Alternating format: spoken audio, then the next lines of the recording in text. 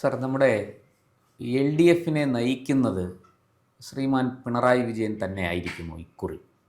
ഈ സംശയം ഇങ്ങനെ ഉണ്ടാകാനൊരു കാരണം കെ ശൈലജ മുന്നോട്ട് വരണമെന്നും LDFിനെ നയിക്കണമെന്നും ഈ തദ്ദേശ തെരഞ്ഞെടുപ്പിലുണ്ടായ പരാജയം അതിൻ്റെ കാരണം വളരെ കൃത്യമായിട്ട് പിണറായി വിജയൻ തന്നെയാണ്. മുഖ്യമന്ത്രിക്കെതിരെ ജനവികാരം ശക്തമാണ്. അതുകൊണ്ട് പിണറായി വിജയൻ മാറി നിൽക്കണം, കെ ശൈലജ മുന്നോട്ട് വരണം, ഒരു വനിത മുഖ്യമന്ത്രി സ്ഥാനാർത്ഥിയായിട്ടൊരു വനിതയെ ഉയർത്തി കാണിക്കാം. ഇങ്ങനൊരു ചർച്ച CPMനുള്ളിൽ നടക്കുന്നുണ്ടോ? CPM അത്തരത്തിൽ എന്തെങ്കിലും ഒരു നീക്കം നടത്തുമോ? അതിനുള്ള സാധ്യതയുണ്ടോ? എന്താണ് അങ്ങേക്ക് തോന്നുന്നത്? അപ്പോൾ ഇതിനകത്ത് തന്നെ പ്രശാന്ത് ചോദിച്ചിൽ തന്നെ ഒരു കാര്യമുണ്ട്. പിണറായി വിജയനെ മുന്നേ നിർത്താൻ ബുദ്ധിമുട്ടുണ്ട്. കെ ശൈലജ മുന്നോട്ട് വരണം എന്നാണ് പറഞ്ഞത്. ആരാ മുന്നോട്ട്?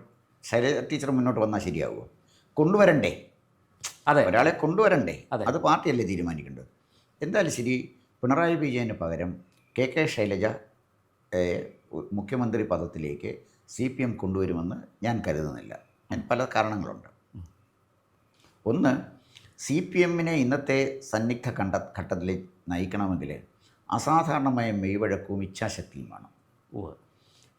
ശൈലജ ടീച്ചർ നല്ല മന്ത്രിയായിരുന്നു. ശൈലജ ടീച്ചറുടെ ഒരു മഹത്വം നമ്മൾ തിരിച്ചറിയുന്നത് വീണ ജോർജ് മന്ത്രിയായപ്പോഴാണ്. അതെ അതെ അല്ലേ? നമ്മുടെ ശൈലജ ടീച്ചറെക്കാട്ടിൽ മിടുക്കൻ ഒരാൾ വന്നാലും മിടുക്കിയ ഒരാൾ വന്നായിരുന്നെങ്കിൽ നമ്മൾ ആ മന്ത്രിയെ വാഴ്ത്തുമായിരുന്നു. കൊള്ളാം, നല്ല മന്ത്രിയാന്ന് പറയാൻ. അതുകൊണ്ട് ഈ ശൈലജ ടീച്ചർ ഈ ചരിത്രത്തിലേക്ക് കടന്നു വന്നത് ഈ വീണ ജോർജിൻ്റെ വരവോടുകൂടി ശൈലജ ടീച്ചറിൻ്റെ സ്ഥാനം ഉറപ്പിച്ചു. കാരണം നല്ല മന്ത്രി എന്നുള്ള പേര് തൽക്കാലം നഷ്ടപ്പെടുന്നില്ല. 26-ൽ അധികാരത്തിൽ വന്നില്ലെങ്കിൽ പിന്നെ CPM മന്ത്രി ഇല്ലല്ലോ. പക്ഷേ ഒരു പ്രോബ്ലം ഉള്ളത്, വടകര ശൈലജ ടീച്ചറിനെ പരീക്ഷിച്ചില്ലേ? പരീക്ഷിച്ച് ജയിക്കുമെന്നുള്ള ധാരണയിലാണല്ലോ ചെയ്തത്. വടകര അവർക്ക് ജയിക്കാൻ കഴിയുന്ന ഒരു സീറ്റാണ്. ജയിച്ചിട്ടുണ്ട്. അവിടെ നിന്ന് ജയിക്കാൻ പറ്റും. പക്ഷേ എത്ര 1.5 ലക്ഷം വോട്ടിൻ്റെ വലിയ ഭൂരിപക്ഷത്തിലല്ലേ ഷാഫി പറമ്പിൽ ജയിച്ചത്? ഷാഫിക്ക് എതിരെ ഉപയോഗിക്കാവുന്ന എല്ലാ പ്രചരണവും നടത്തിയില്ലേ? എല്ലാ അടവുകളും പറ്റി. അപ്പോൾ ഷാഫി പറമ്പിൽ അവിടെ ജയിച്ചത് ഒരിക്കലും മുസ്ലിം വോട്ട് കൊണ്ടാണെന്ന് പറയാൻ പറ്റുകയില്ല. മറ്റു വോട്ടുകളുണ്ടെങ്കിലേ ജയിക്കാൻ പറ്റുള്ളൂ. അപ്പോൾ ഷാഫി പറമ്പിലിന് നോൺ മുസ്ലിം വോട്ടുകൾ ധാരാളം കിട്ടി. മുസ്ലിം വോട്ടുകൾ കുറേ കോൺസെൻട്രേറ്റ് ചെയ്യപ്പെട്ട് കാണാം. ഓക്കെ, അത് ഞാൻ നിഷേധിക്കുന്നില്ല. പക്ഷേ അതുകൊണ്ടാണ് ഷാഫി പറമ്പിൽ ഈ വലിയ ഭൂരിപക്ഷത്തിൽ ജയിച്ചതെന്ന് ആരെങ്കിലും പറഞ്ഞാൽ അത് തെറ്റാണ്. ഷാഫിക്ക് അത്ര ഒരു ഇമേജ് ഉണ്ട്. എങ്ങനെ അയാൾക്കൊരു അത്യാവശ്യം ഒരു സെക്കുലർ ഇമേജ് ഉണ്ട്. പിന്നെ അയാൾ എല്ലാവരുമായിട്ടും നന്നായിട്ട് ഇടപഴകുന്ന ഒരാളാണ്. കേരള രാഷ്ട്രീയത്തിൽ വളർന്നു വരുന്ന, വലിയ വിവാദങ്ങളിലൊന്നും ചെന്നുപെടാതെ വളർന്നു വരുന്ന നല്ലൊരു ചെറുപ്പക്കാരനായിട്ടാണ് ഷാഫി പറമ്പിലിനെ എനിക്ക് മനസ്സിലാക്കാൻ കഴിഞ്ഞിട്ടുള്ളത്. ഞാൻ അദ്ദേഹത്തിനെ കണ്ടിട്ടില്ല. ഒരാളെ നമ്മൾ കാണണ്ടായല്ലോ, ഒരാളുടെ പ്രവർത്തനം നിലയിരുത്താൻ അദ്ദേഹത്തിനെ കണ്ട കാര്യമില്ലല്ലോ. ഇവിടെ ഈ വടകര തോൽവി വന്നതോടുകൂടി ശൈലജ ടീച്ചറിന് അപ്പുറം ഒരു അപ്രമാദിത്വം മലബാർ മേഖലയിൽ ഉണ്ട് എന്നൊരു സങ്കല്പം തകർന്നുപോയി. വരുമായിരുന്നു, നന്നായിട്ട് വോട്ട് പിടിക്കാനെങ്കിലും കഴിഞ്ഞു. വളരെ ചെറിയ ഒരു മെജോറിറ്റിയിലാണ് ഷാഫി ജയിച്ചിരുന്നതെങ്കിൽ അവിടെ വരെ ഫൈറ്റ് ചെയ്തു എന്ന് പറയാം. ടീച്ചറിൻ്റെ ഇമേജ് നിലനിൽക്കുമായിരുന്നു. ടീച്ചറിന് പകരം വേറൊരാൾ വന്നായിരുന്നെങ്കിലും ഈ ഭൂരിപക്ഷത്തിൽ ജയിച്ചേനെ. അതാ ഞാൻ പറഞ്ഞത്. അപ്പോൾ ടീച്ചർ എന്ന് പറയുന്ന ഒരു കാൻഡിഡേറ്റിന് വടകര എന്ന് പറയുന്ന ഒരു പാർലമെൻറ്റ് കോൺസ്റ്റിറ്റ്യുവൻസിയിൽ കാര്യമായ ചലനങ്ങളൊന്നും ഉണ്ടാക്കാൻ സാധിച്ചില്ല, സ്വന്തം ഇമേജ് കൊണ്ട്. അപ്പോൾ അതുകൊണ്ട് ശൈലജ ടീച്ചറെ മുന്നേ നിർത്തി LDFിനെ മുന്നോട്ട് കൊണ്ടുപോകാൻ CPM ആലോചിക്കും എന്ന് ഞാൻ കരുതുന്നു. അതിനൊരു രാഷ്ട്രീയ സാധ്യതയില്ല. പിന്നെ CPMനെ കുറിച്ച് ഞാൻ പറയാതെ തന്നെ ആരെയൊക്കെ അറിയാമല്ലോ. KR ഗൗരിയമ്മയെ മുന്നേ നിർത്തി അധികാരം പിടിച്ചു. പിന്നെന്ത് സംഭവിച്ചു? ഗൗരിയമ്മയെ കളഞ്ഞിട്ട് നായനാർ മുഖ്യമന്ത്രിയായി. അതാ പറഞ്ഞത്. അന്ന് മുദ്രാവാക്യം തന്നെ വലിയ പ്രചാരണമായിരുന്നു അന്ന്. ശരിയാണ്, കേരന്തെങ്ങും കേരള നാട് KR ഗൗരി ഭരിച്ചിടും എന്നൊക്കെ പറഞ്ഞ് വലിയ പ്രചാരണമാണ് CPM അന്ന് കൊടുത്തത്. പക്ഷേ സമയമായപ്പോൾ വെട്ടി നേരെ നയനാർ കടന്നു. പിന്നീട് നയനാർ എനിക്ക് തോന്നുന്നു അന്ന് പിന്നെ രണ്ടാമത് തലശ്ശേരി എന്നങ്ങണ്ടോ മത്സരിച്ച് ജയിച്ചു വരികയായിരുന്നു. അങ്ങനെ എന്തോ ആയിരുന്നു. അപ്പോൾ ഞാൻ പറഞ്ഞു വന്നത്, CPMൻ്റെ ഒരു സ്റ്റൈൽ ഓഫ് ഫങ്ഷനിങ് നമ്മൾ നോക്കാമെങ്കിൽ അവർക്ക് അവരുടേതായ ഒരു പ്രവർത്തന ശൈലിയുണ്ട്. അപ്പം നമ്മൾ പുറമെ എന്ത് വേണമെങ്കിലും പറയാം. പക്ഷെ പാർട്ടി പോകുന്നത് വേറെ ട്രാക്കിലായിരിക്കും. അതിൻ്റേതായ കാരണങ്ങൾ കാണും. അതുകൊണ്ട് ശൈലജ ടീച്ചറിനെ മുന്നേ നിർത്തി കേരളം പിടിക്കാം എന്ന് CPM കരുതുന്നില്ല എന്നുള്ളത് ഒരു കാര്യം. ഇനി 2, ശൈലജ ടീച്ചറെ മുന്നേ നിർത്തി വിചാരിച്ചു കേരളം പിടിക്കാൻ പറ്റും? വലിയ പാടാണ്. പിന്നെ ഇതിനാ ശൈലജ ടീച്ചറിനെ മുന്നേ നിർത്തുന്നത്? സാറ് നേരത്തെ പറഞ്ഞൊരു കാര്യത്തിലേക്ക് വരാം. അസാധാരണമായ മെയ്വഴക്കവും തന്ത്രങ്ങളും അറിഞ്ഞുകൊണ്ട് അത് പയറ്റാൻ കഴിയുന്ന ഒരാളിനെ മാത്രമേ ഇപ്പോൾ LDFനെ നയിക്കാൻ കഴിയുള്ളൂ എന്നങ്ങ് പറഞ്ഞു. അത് ശൈലജ ടീച്ചറുമായിട്ട് ചേരുന്നതാണോ അല്ലയോ? എന്താണ് അങ്ങേക്ക് അക്കാര്യത്തിൽ? അല്ല, ശൈലജ ടീച്ചറുമായിട്ട് അത് ചേരുന്നതല്ല. 2 കാരണങ്ങളാൽ. ഒന്ന്, ശൈലജ ടീച്ചർ ലൈം ലൈറ്റിൽ വരുന്നത് വളരെ അടുത്ത സമയത്താണ്. ഈ CPMലോ കോൺഗ്രസ്സിലോ ഒക്കെ സ്ത്രീകൾക്ക് വളർന്നു വരണമെങ്കിൽ അതിന് ശക്തമായി സപ്പോർട്ട് ചെയ്യുന്ന ഒരു നേതൃനിര ഉണ്ടാവണം, സ്പോൺസേഴ്സ് ഉണ്ടാവണം, അല്ലെങ്കിൽ നിൽക്കില്ല. പുരുഷന്മാർക്ക് ഫൈറ്റ് ചെയ്ത് വരാം, സ്ത്രീകൾക്ക് അങ്ങനെ ഫൈറ്റ് ചെയ്ത് വരാൻ വളരെ ബുദ്ധിമുട്ട്. അങ്ങനെ ഫൈറ്റ് ചെയ്ത് വന്ന ഒരാളാണ് ഗൗരിയമ്മ. ഗൗരിയമ്മയ്ക്ക് ഒരു പുരുഷൻ്റെ സഹായം ആവശ്യമില്ലായിരുന്നു. പക്ഷേ പിന്നെ സുശീല ഗോപാലിൻ്റെ ഭാഗത്തേക്ക് വന്നപ്പോൾ സുശീല ഗോപാലിൻ്റെ ഭർത്താവ് AKG ശക്തമായ സാന്നിധ്യം ഉണ്ടായിരുന്നു. ഈ ബാലാനന്ദന് ശക്തനായിരുന്നെങ്കിലും സരോജിനി ബാലാനന്ദനെ കൊണ്ടുവരാൻ അദ്ദേഹത്തിന് കഴിഞ്ഞില്ല. കാരണം അത് അവിടെ വെട്ടി. അതാണ് ഞാൻ പറഞ്ഞത്, ശക്തമായ ഒരു ഗോഡ് ഫാദർ ഉണ്ടെങ്കിൽ മാത്രമേ CPMനുള്ളിൽ പ്രത്യേകിച്ചും സ്ത്രീകൾക്ക് വളർന്നു വരാൻ കഴിയും. അല്ല, കോൺഗ്രസിനകത്തും അങ്ങനെയാണ്. കോൺഗ്രസിനകത്തും സ്പോൺസേഴ്സ് ഇല്ലാത്ത ഏത് സ്ത്രീയെ വളർന്നു എന്ന് പറഞ്ഞോളൂ. ഒരാളുമില്ല. എവിടെയെങ്കിലും ഒരു സ്പോൺസറുണ്ട്. കൃത്യമായ സ്പോൺസർ ഇല്ലാതെ. ശരിക്കും ഇന്ദിരാഗാന്ധി പോലും അങ്ങനെ ആയിരുന്നു എന്ന് നമുക്ക് കരുതാം. അതെ, ഇന്ദിരാഗാന്ധി സിൻഡിക്കേറ്റ് സ്പോൺസർ ചെയ്ത ആളല്ലേ. അതെ, കാമരാജ് നാടാരും SK പാട്ടീലും നിജലിംഗപ്പായും അടങ്ങിയ ഒരു സിൻഡിക്കേറ്റാണ് ഇന്ദിരാഗാന്ധി സ്പോൺസർ ചെയ്ത് അവരുടെ കയ്യിൽ നിൽക്കുമെന്ന് വിചാരിച്ച്. അധികാരത്തിൽ വന്നപ്പോൾ സംഭവം മാറിയെങ്കിലും. അപ്പോൾ സ്പോൺസർ ഇല്ലാതെ ആരും സ്ത്രീകൾക്ക് നമ്മുടെ രാഷ്ട്രീയത്തിൽ കടന്നു വരാൻ ഉള്ള സാധ്യതകൾ വിരളമാണ്. ഫൈറ്റ് ചെയ്ത് വന്നിട്ടുള്ള സ്ത്രീകൾ വളരെ അപൂർവമാണ്. ഇപ്പോൾ സ്പോൺസർ ചെയ്യാത്ത സ്ത്രീകളിപ്പം ഒരു പക്ഷേ എനിക്ക് തോന്നുന്നത് കേരള രാഷ്ട്രീയത്തിൽ അങ്ങനെ സ്പോൺസർഷിപ്പ് ഇല്ലാതെ വളർന്ന ഒരു പരിധി വരെ വളർന്നു വരാൻ പറ്റുന്ന ഞാനൊന്ന് നിരീക്ഷിച്ചിട്ട് ശോഭാ സുരേന്ദ്രൻ അങ്ങനെ പറ്റുന്നുണ്ട്. അവർക്ക് BJP കാരണം ഞാൻ മനസ്സിലാക്കിയിടത്തോളം നിരന്തരമായ എതിർപ്പിനെ അതിജീവിച്ചാണ് ശോഭ അവിടെ വന്നിട്ടുള്ളത്. പാർട്ടിക്കുള്ളിൽ നിന്ന് അവർക്ക് സീറ്റ് കൊടുക്കാമെങ്കിൽ അവരവിടെ തോപ്പിക്കാൻ പോകും. കാരണം അവർ ക്രൗഡ് പുള്ളറാണ്. അപ്പോൾ അതുകൊണ്ട് എന്നും നിലനിന്നിരുന്ന BJP നേതൃത്വം അവരോടൊരു സഹാനുഭൂതിയും കാണിച്ചിട്ടില്ല. അതേസമയം ജനങ്ങളുടെ നിലപാട് എന്താണെന്ന് ആലോചിച്ചാട്ട് അവർക്ക് അനുകൂലമായിട്ടല്ലോ. എവിടെ മത്സരിക്കാൻ പോയാലും അവിടെ വോട്ട് കൂടും. ആലപ്പുഴ പോയി 3 ലക്ഷം വോട്ട് അവർക്ക് പിടിക്കാൻ പറ്റിയെന്ന് പറഞ്ഞാൽ ആലപ്പുഴയാണെന്ന് ആലോചിച്ച് നോക്കണം. വിപ്ലവത്തിൻ്റെ ഈറ്റില്ലമാണല്ലോ, തട്ടകമാണ്. അതുകൊണ്ടാണ് അവിടെ CPM വലിയ തോൽവി നേരിട്ടതെന്നും കൂടി നമ്മൾ കൂട്ടി വായിക്കണം. പക്ഷേ അവർക്ക് അതിനകത്ത് നല്ലൊരു സ്പേസ് കിട്ടുന്നുണ്ടോ? നിഷ്പക്ഷമായിട്ട് ആലോചിച്ച് നോക്കിക്കോളൂ. അവർക്ക് അതിന് സ്പേസ് കിട്ടുന്നില്ല. അപ്പം ഞാൻ പറഞ്ഞത്, ഫൈറ്റ് ചെയ്യാൻ ഒറ്റയ്ക്കിറങ്ങിയ സ്പോൺസേഴ്സ് ഇല്ലാത്ത സ്ത്രീകൾക്ക് കേരള രാഷ്ട്രീയത്തിൽ വരുന്ന ബുദ്ധിമുട്ട് ഇതാണ്. കാരണം എല്ലാവരും കൂടെ വളഞ്ഞിട്ട് അവരെ ആക്രമിക്കും. അവർ ധീരമായിട്ടൊരു നിലപാടുമായിട്ട് വന്നു കഴിഞ്ഞാൽ എന്തും പറയും. പിന്നെ ഈ രാഷ്ട്രീയത്തിലൊരു പ്രത്യേകത എന്താണെന്ന് ചോദിച്ചാൽ, സ്ത്രീകളെ വളഞ്ഞിട്ട് ആക്രമിക്കുമ്പോൾ ഏറ്റവും ക്രൂരമായ കാര്യം അവരെ സ്വഭാവഹത്യ ചെയ്യുന്നത്. അത് വളരെ ക്രൂരമായൊരു കാര്യമാണ്. യാതൊരു അടിസ്ഥാനപരമായ കാര്യങ്ങളും ഇല്ലാതെ സ്വഭാവഹത്യ ചെയ്യുക. അതെല്ലാം ഒരു പൊളിറ്റിക്കൽ കൾച്ചറാണത് കേട്ടോ. കേരളത്തിൻ്റെ ഒരു പൊളിറ്റിക്കൽ, നമ്മൾ എത്ര സാക്ഷരത നേടിയെന്ന് പറഞ്ഞാലും അത്തരം ആളുകളെ, നമ്മുടെ വനിതകളെ പ്രൊമോട്ട് ചെയ്യേണ്ടത് പൊതുസമൂഹത്തിൻ്റെ ഉത്തരവാദിത്തമാണ്. അപവാദ കഥകൾ പ്രചരിപ്പിക്കുന്നവരെ ശരിക്കും പറഞ്ഞാൽ ജനകീയ വിചാരണയ്ക്ക് വിധേയരാക്കണം. എങ്കിലല്ലേ സ്ത്രീകൾ വളർന്നു വരുന്നുള്ളൂ. ഇപ്പോൾ പിന്നെ അതിനൊരു മാറ്റം വരുന്നു. ഇപ്പം നമുക്ക് ലോക്കൽ ബോഡീസിലൊക്കെ സ്ത്രീകൾ, അവർക്ക് പിന്നെ സീറ്റ് സംവരണം ചെയ്യപ്പെട്ടിരിക്കുന്നത് കൊണ്ട് അവിടെ മറ്റ് നിർവാഹമില്ല. ഇല്ലായിരുന്നെങ്കിൽ അവിടെയും അവരെ ഒതുക്കിയാണ്. നല്ല സ്ത്രീകൾ, നല്ല പഞ്ചായത്ത് പ്രസിഡന്റുമാരും മുനിസിപ്പൽ ഞാൻ വരുന്നുണ്ട്. പലരും നല്ല മികച്ച പ്രവർത്തനങ്ങൾക്ക് അവാർഡ് വാങ്ങിക്കുന്നു. തലങ്ങളിലുള്ള അവാർഡുകൾ വാങ്ങുന്നു. ഞാൻ പറഞ്ഞു വന്നത്, ഇപ്പോൾ ശൈലജ ടീച്ചറിൻ്റെ പ്രോബ്ലം എവിടെയാണെന്ന് ചോദിച്ചാൽ, ശൈലജ ടീച്ചറിന് അങ്ങനെ അവർ വിചാരിച്ചാൽ പോലും മുന്നോട്ട് വരണം എന്ന് പറഞ്ഞാൽ മുന്നോട്ട് വരാൻ പറ്റില്ല. മുന്നോട്ട് വരണം, പാർട്ടി അനുവദിക്കില്ല. അതിൻ്റെ പാർട്ടി സിസ്റ്റം അങ്ങനെയാണ്, പാർട്ടി അനുവദിക്കില്ല. പിന്നെ ഇപ്പോൾ എന്നോട് ചോദിച്ച ചോദ്യം. അല്ല സാർ, അവിടെ ഒരു സംശയം. പാർട്ടി അനുവദിക്കാത്തതാണോ സാക്ഷാൽ പിണറായി വിജയൻ അനുവദിക്കാത്തതാണോ? രണ്ടിലേതാണ് ശരി? പാർട്ടിയും പിണറായി വിജയനും തമ്മിലുള്ള വ്യത്യാസം എന്ത്? രണ്ടും ഒന്നാണ്.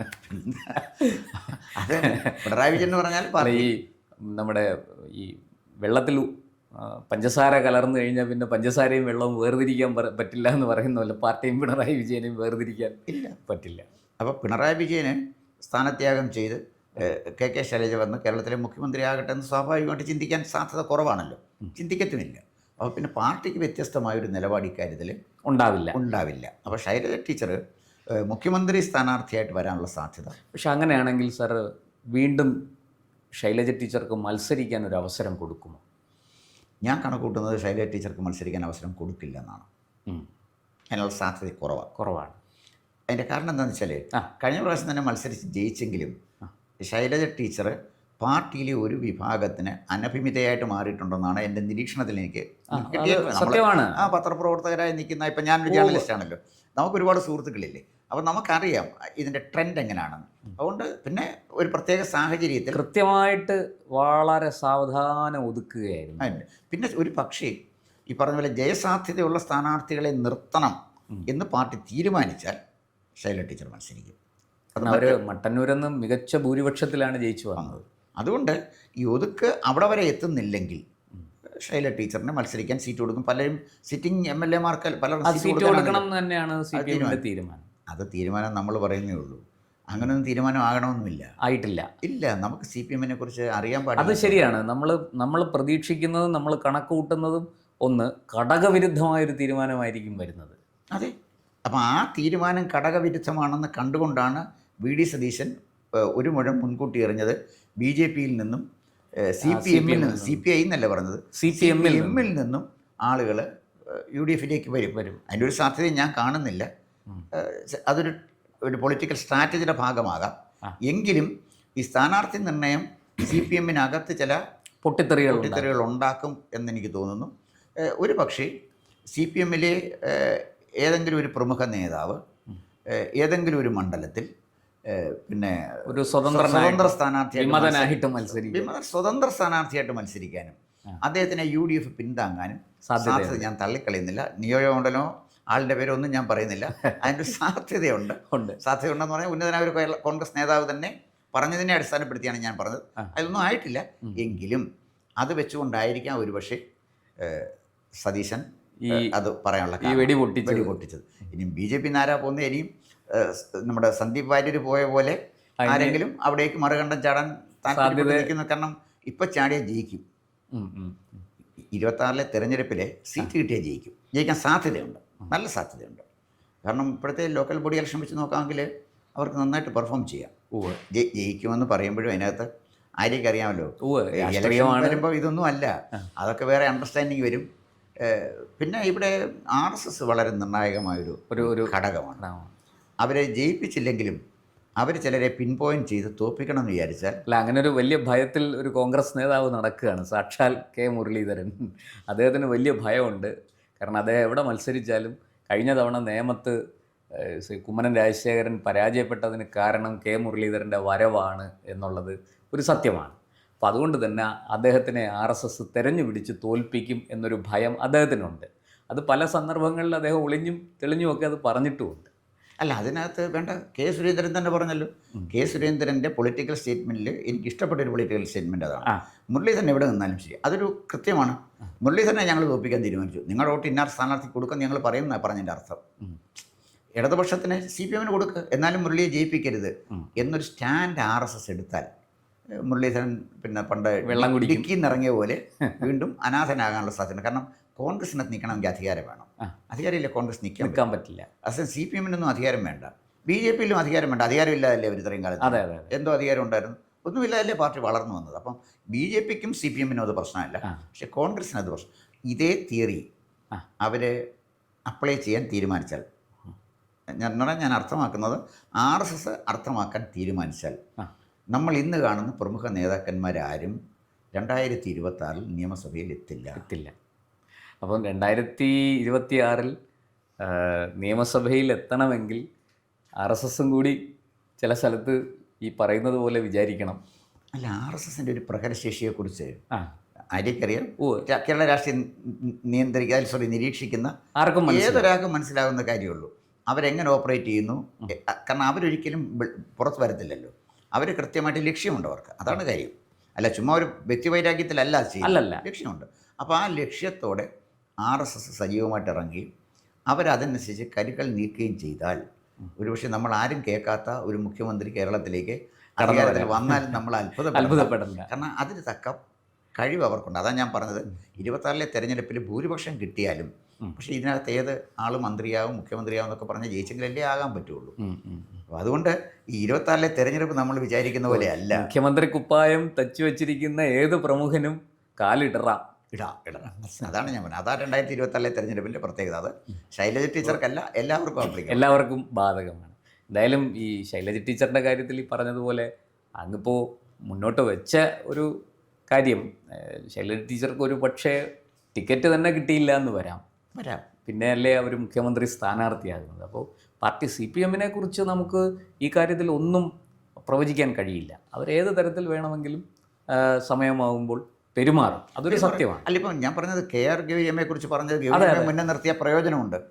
ശൈലജ ടീച്ചറെ നിർത്തിയല്ല. അതാ ഞാൻ ആദ്യം തന്നെ ചോദിച്ചത്. ശൈലജ ടീച്ചറെ ഞങ്ങളെ നയിക്കുന്നു പറയുമ്പോൾ എന്തെങ്കിലും പിന്നെ ഒരു ഒരു ക്വാളിറ്റേറ്റീവായിട്ടൊരു അല്ലെങ്കിൽ ക്വാണ്ടിറ്റേറ്റീവായിട്ടുള്ള ആകെയുള്ളൊരിത് അങ്ങ് പറഞ്ഞ ചൂണ്ടിക്കാണിച്ച പിന്നെ വീണ ജോർജ് വന്നപ്പോഴാണ് ശൈലജ ടീച്ചറിൻ്റെ മഹത്വം ജനങ്ങൾക്ക് മനസ്സിലായത്. അതൊഴിച്ച് ബാക്കി എല്ലാ സ്ഥലത്തും ശൈലജ ടീച്ചറിനെ നമുക്ക് അങ്ങനെ അങ്ങ് പ്രൊജക്റ്റ് ചെയ്ത് കാണിക്കാൻ കഴിയില്ല. അത് പാർട്ടിക്കും നന്നായിട്ട് അറിയാം.